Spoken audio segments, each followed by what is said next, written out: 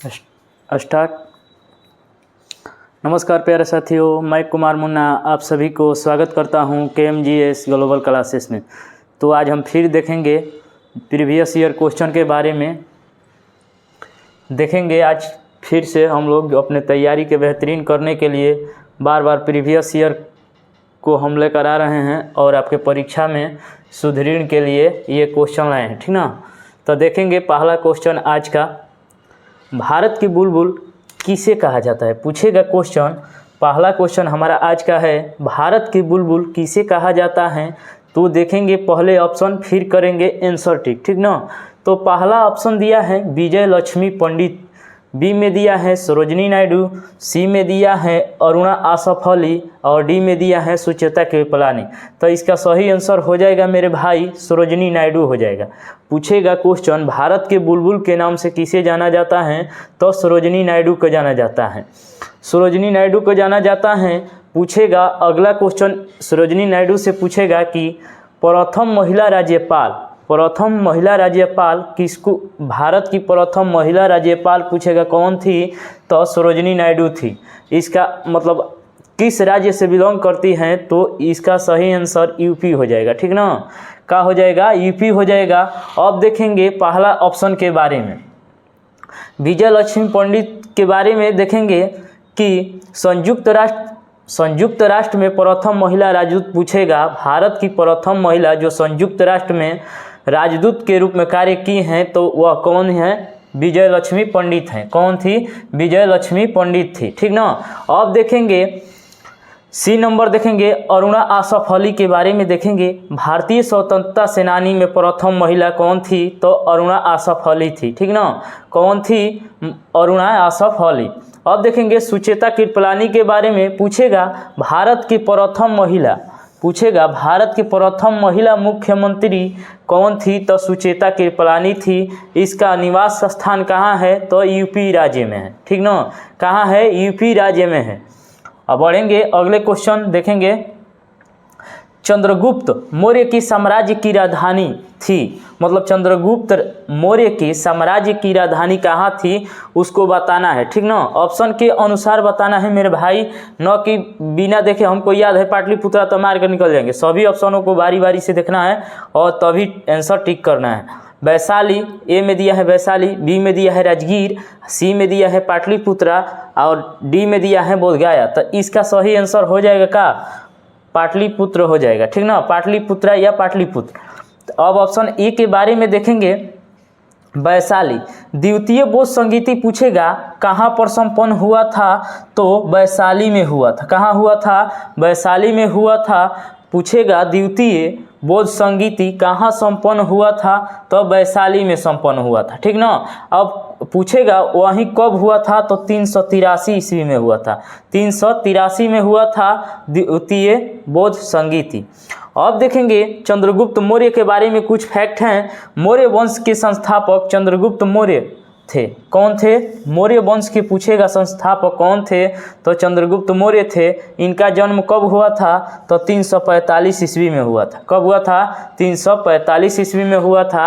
अब देखेंगे राजगीर पूछेगा मगध की राजधानी कहाँ थी, तो राजगीर थी या गिरिह बरज उसी को कहा जाता है। पूछेगा मगध की राजधानी कहाँ थी, तो राजगीर थी, जिसे गिरिह बरज भी कहा जाता है, ठीक ना। अब देखेंगे बोधगया के बारे में। बोधगया तो मोस्ट VVI क्वेश्चन है। पहला तो यहाँ से क्वेश्चन बनेगा कि गौतम बुद्ध की ज्ञान की प्राप्ति कहाँ हुआ था, तो बोधगया में हुआ था। बोधगया किस राज्य में पड़ता है, तो बिहार में पड़ता है। पूछेगा गौतम बुद्ध का जन्म कहाँ हुआ था, तो गौतम बुद्ध का ज्ञान की प्राप्ति कहाँ हुआ था, तो बोधगया में हुआ था, पीपल वृक्ष के नीचे, ठीक ना। अब पूछेगा क्वेश्चन ये पूछता है, ठीक ना, बोधगया वाला पूछता है। अब देखेंगे नेक्स्ट क्वेश्चन, राजतरंगिणी में कलहड़ ने जिस राज्य का वर्णन किया था, वह राज्य के नाम बताना है कि कौन सा राज्य का राजतरंगिणी जो पुस्तक है उसमें कलहड़ द्वारा रचित हैं, उसमें किस राज्य के बारे में वर्णित हैं। तो ऑप्शन के अनुसार इसका आंसर करेंगे ठीक। पहला ऑप्शन है मगध, बी में दिया है कौशल दिया है, बी में दिया है कौशल, ठीक ना, सी में दिया है कलिंग और डी में दिया है कश्मीर। तो इसका सही आंसर मेरे भाई हो जाएगा कश्मीर। कश्मीर राज्य का वर्णन किसमें किया गया है? रात तरंगिणी में किया गया है। पूछेगा रात तरंगिणी में तरंगों की संख्या कितना है? तो 7 होता है, 7 होता है। रात तरंगिणी में तरंगों की संख्या पूछेगा 7 होता है। यह रात तरंगिणी, पहले तो इससे रात तरंगिणी के लेखक पूछेगा कल्हड़ थे, और कल्हड़ ने रात तरंगिणी में कश्मीर राज्य का वर्णन किया था, ठीक ना। अब देखेंगे ऑप्शन ए के बारे में, मगध के। मगध के प्राचीन वंश के संस्थापक पूछेगा कौन है? मगध से तो पहला क्वेश्चन बनेगा कि मगध के प्राचीन वंश के संस्थापक, यानी प्राचीन यानी पुराना होता है, उसका संस्थापक पूछेगा तो कौन थे? बृहदरथ थे। बृहदरथ थे, कौन थे? बृहदरथ, ठीक ना। अब पूछेगा कौशल की राजधानी कहाँ थी? तो श्रावस्ती थी। कहाँ थी? श्रावस्ती थी। पूछेगा क्वेश्चन कि कौशल की राजधानी कहाँ थी? तो श्रावस्ती थी। वहीं पूछेगा मोस्ट वीवीआई क्वेश्चन, कलिंग युद्ध कब हुआ था? कलिंग से क्वेश्चन बन रहा है, ये पूछता भी है कलिंग युद्ध कब हुआ था? तो 261 ईस्वी में हुआ था। कब हुआ था? 261 ईस्वी में हुआ था, ठीक ना। अब देखेंगे, स्टार लगाकर इसको याद कीजिएगा क्योंकि यह परीक्षा में बार बार पूछता है, ठीक ना। सिखों के गुरुओं में गुरु गोविंद सिंह थे, माने कितने नंबर के थे, ठीक ना, ये बताना है। क्वेश्चन पूछ रहा है सिख के जो 10 गुरु थे उसमें गुरु गोविंद सिंह का कौन सा स्थान था, ठीक ना। तो देखेंगे पहला ऑप्शन में दिया है प्रथम गुरु, द्वितीय, सी में दिया है 5वें और डी में दिया है 10वें। तो इसका सही आंसर क्या हो जाएगा मेरे भाई? 10वें हो जाएगा, ठीक ना। क्या हो जाएगा? 10वें हो जाएगा। अब देखेंगे ठीक ना, पहला ऑप्शन के बारे में देखेंगे। पूछेगा सिख के प्रथम गुरु कौन थे? तो गुरु नानक थे। कौन थे? गुरु नानक थे, जो सिख धर्म के प्रवर्तक भी माने जाते हैं। गुरु नानक को और क्या कहा जाता है? तो सिख धर्म के प्रवर्तक भी माने जाते हैं। आप पूछेगा कि सिख के प्रथम गुरु कौन थे? तो गुरु नानक थे। वहीं पूछेगा ऑप्शन बी में दिया है द्वितीय गुरु, अंगद के बारे में दिया है। पूछेगा सिख के द्वितीय गुरु कौन थे, यानी दूसरा गुरु कौन थे? तो गुरु अंगद थे। यह गुरुमुखी के जनक माने जाते हैं। गुरुमुखी लिपि थी, उसके जनक माने जाते हैं कौन? गुरु अंगद देव माने जाते हैं, ठीक ना। अब देखेंगे 5वें गुरु के बारे में। 5वें गुरु कौन थे? तो गुरु अर्जुन देव थे। गुरु अर्जुन देव थे सिख के 5वें गुरु। पूछेगा कौन थे? तो गुरु अर्जुन देव थे, ठीक थे। कौन है? गुरु अर्जुन देव। यह स्वर्ण मंदिर के निर्माण किए थे। स्वर्ण मंदिर के निर्माण पूछेगा कौन किए थे? तो गुरु अर्जुन देव ने किए थे। कौन किए थे? गुरु अर्जुन देव किए थे। अब देखेंगे कुछ और फैक्ट हैं इसी सिख गुरुओं के अनुसार। अमृतसर के संस्थापक कौन थे? तो गुरु रामदास थे। कौन नंबर के थे? तो 4 नंबर के थे। कौन नंबर के थे? 4 नंबर के थे। वहीं पूछेगा अकाल तख्त की स्थापना किसने किया था? तो गुरु हरगोविंद ने किया था। गुरु हरगोविंद ने किया था। इसका नंबरिंग कितने नंबर का था? तो 6ठे नंबर के थे। हरगोविंद पूछेगा कितने नंबर के सिख के गुरु थे? तो 6 नंबर के गुरु थे। वहीं पूछेगा अमृतसर के स्थापना किसने किया था? तो गुरु रामदास ने किया था। और कितने नंबर के ये गुरु थे? तो 4th नंबर के थे, यानी 4 नंबर के थे। अब देखेंगे तेग बहादुर के बारे में, जो कि 9वें गुरु थे। तेग बहादुर 9वें गुरु थे। औरंगजेब के द्वारा इसकी हत्या कर दिया गया था। औरंगजेब के द्वारा पूछेगा क्वेश्चन मोस्ट वीवीआई हैं, जो कि आपके परीक्षा में आ सकता है, ठीक ना। इसको याद करना जरूरी है क्योंकि बार बार दोहराता रहता है यह क्वेश्चन। कोई भी एग्जाम हो, ऑल कॉम्पिटिटिव एग्जाम में यह पूछता रहता है। औरंगजेब के द्वारा हत्या कर दिया गया था। कौन सा गुरु थे? कितने नंबर के? तो तेग बहादुर थे। 9 नंबर के गुरु थे। कौन थे? तेग बहादुर थे, जिसको 9वें गुरु के नाम 9 नंबर के गुरु थे और औरंगजेब द्वारा हत्या करा दिया गया था।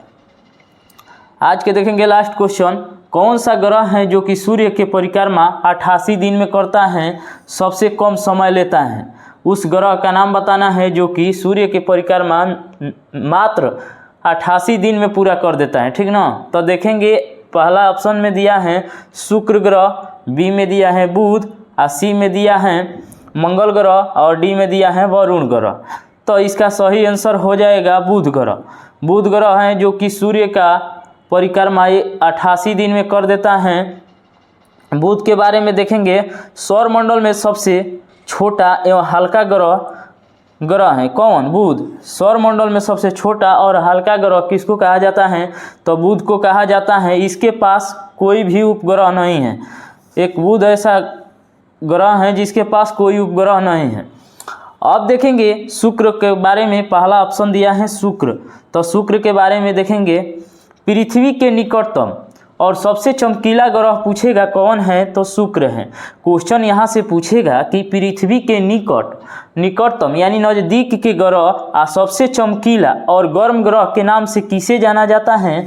तो शुक्र को जाना जाता है, ठीक ना। इसे साज के तारा या भोर के तारा भी कहा जाता है। शुक्र ग्रह को कहा जाता है, किसको कहा जाता है? शुक्र ग्रह को कहा जाता है साज के तारा या भोर के तारा भी इसे कहा जाता है। अब देखेंगे मंगल ग्रह के बारे में। पहले तो इससे क्वेश्चन बनेगा कि लाल ग्रह के नाम से किसे जाना जाता है? तो मंगल ग्रह को जाना जाता है। किसको जाना जाता है? मंगल ग्रह को जाना जाता है लाल ग्रह के नाम से। वही पूछेगा लाल ग्रह इसका क्यों है? तो इसका आयरन ऑक्साइड के कारण इसका रंग लाल दिखता है, इसलिए इसे लाल ग्रह कहा जाता है। मंगल ग्रह को लाल ग्रह कहा जाता है आयरन ऑक्साइड के कारण। इसके 2 उपग्रह हैं। पूछेगा मंगल के उपग्रह कौन कौन है? तो पहला है फोबोस और दूसरा है डीमोस। पहला फोबोस और दूसरा डीमोस। पूछेगा मंगल के ग्रह के उपग्रहों की संख्या कितना है? तो 2 हैं, फोबोस और डीमोस। फोबोस और डीमोस, पहले फोबोस तब डीमोस, पहले फोबोस तब डीमोस, इसके उपग्रह के नाम हैं, ठीक ना। अब देखेंगे वरुण के बारे में। इसका खोज 1846 ईस्वी में जोहान गाले जर्मन वैज्ञानिक थे। पूछेगा जोहान गाले कहाँ के वैज्ञानिक थे? तो जर्मन वैज्ञानिक थे। कब किया था? तो 1846 ईस्वी में खोज किया था वरुण ग्रह के जोहान गाले, ठीक ना। जोहान गाले ने किया था। यह हरा रंग का होता है। पूछेगा कि वरुण ग्रह कैसा इसका रंग है? तो हरा रंग होता है। यह रंग हरा किसके कारण होता है? तो इस पर मीथेन के बादल छाए रहते हैं, जिसके कारण इसका रंग हरा होता है। किसके कारण हरा रंग होता है? मीथेन के कारण। फिर से देखेंगे वरुण के बारे में। इसका खोज 1846 ईस्वी में जर्मन वैज्ञानिक जोहान गाले ने किया था। जोहान गाले ने किया था। यह हरा रंग का होता है। कैसा होता है? यह हरा रंग का होता है। यह हरा रंग किसके कारण होता है? तो उस वरुण ग्रह पर जो मीथेन के बादल हैं, जिसके चलते वरुण का हरा रंग होता है। इसके उपग्रह देखेंगे, इसके उपग्रह है ट्राइटन है। वरुण के उपग्रह के क्या नाम है? तो ट्राइटन है। क्या है? ट्राइटन है, ठीक है। तो देखिए आज का था मोस्ट VVI क्वेश्चन, जो कि आपके परीक्षा में नंबर इससे मिलेगा। अगर आप अच्छे से इस वीडियो को 2 बार 3 बार या जितना बार हो सके जितना दोहराएंगे उतना ही आपका बेस मजबूत होते जाएगा और आपको नंबर भी दिलाता जाएगा, ठीक है ना। तो आज का था यही सेशन। जो आपको अच्छा लगा होगा तो कमेंट में एक दिल भेज दीजिएगा। फिर से करेंगे मेहनत और लाएंगे आपके लिए PYQ यानी प्रीवियस ईयर क्वेश्चन, जो कि आपके बेस के मजबूत कराएंगे मेरे भाई। चलिए, तो सभी लोग स्वस्थ रहें, मस्त रहें और अपने तैयारी को सुदृढ़ करें, बेहतरीन करें और अपने एग्ज़ाम क्वालिफाई करें। चलिए, सभी को लव यू, थैंक यू, जय हिंद, जय भारत।